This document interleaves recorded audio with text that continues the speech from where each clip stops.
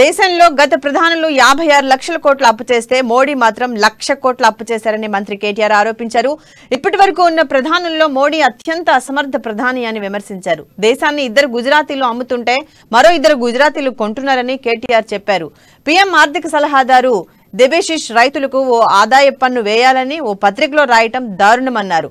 నారాయణపేటలో జరిగిన బీఆర్ఎస్ ప్రగతి నివేదన సభలో కేటీఆర్ పాల్గొన్నారు. ఈ సందర్భంగా కార్పొరేటర్లకు దోచిపెట్టే మోడీ కావాలా, పేదల పక్షపాతి కేసీఆర్ కావాలని ప్రజలను కేటీఆర్ ప్రశ్నించారు. ఏం ముఖం పెట్టుకొని వచ్చి ఇక్కడ ఓటు అడుగుతావు?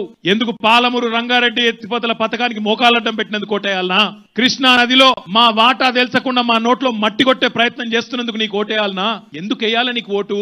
ఈ మాట అడిగితే తిట్ల దండకం, బూతు పురాణం. ఒక ఆయన ఉన్నాడు ఇక్కడ బీజేపీ అధ్యక్షుడు. ఆయన అంటాడు, దేవుడయ్యా దేవుడు మోడీ గారట. ఎవరికి దేవుడు, ఎవలకు దేవుడు అంటున్నా? మా ఆడబిడ్డలు చెప్పాలా?